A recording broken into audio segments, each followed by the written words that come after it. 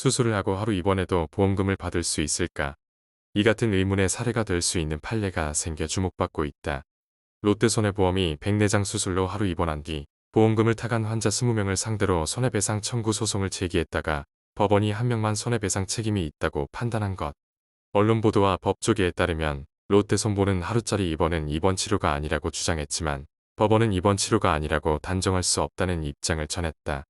2일 서울고법 민사합의구부는 지난 3월 28일 롯데손보가 보험계약자 20명을 상대로 제기한 손해배상 등 청구 소송에서 항소를 기각하고 원고 일부 승소로 판결한 원심 판단을 유지했다. 1심에서 법원은 한 명의 보험계약자에 한해 롯데손보에 780만 원을 지급하라고 판단하고 나머지 청구를 모두 기각했다. 법원이 손해배상 책임을 인정한 한 명은 통원 치료를 받았음에도 입원 치료를 받은 것으로 꾸며 보험금을 타낸 사실을 자백했다. 롯데손보는 20명에게 지급한 약 2억 4천만 원의 보험료를 소송을 통해 돌려받고자 했으나 어려운 상황이 됐다.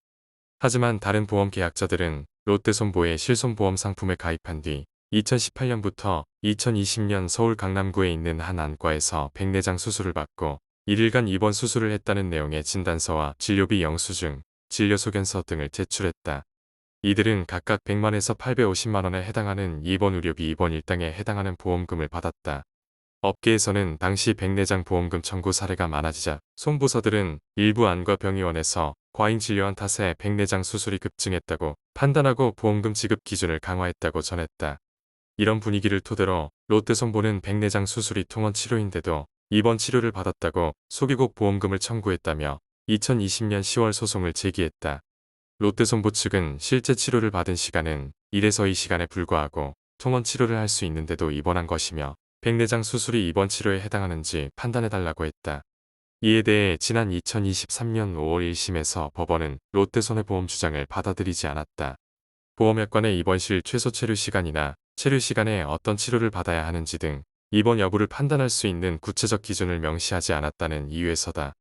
재판부는 입원 치료가 아니라고 배제하는 것도 타당하지 않다며 롯데손보는 수술받은 개개인이 실제 입원 치료를 받을 필요가 없었다는 점을 개별적, 구체적으로 주장하고 증명해야 한다고 밝혔다.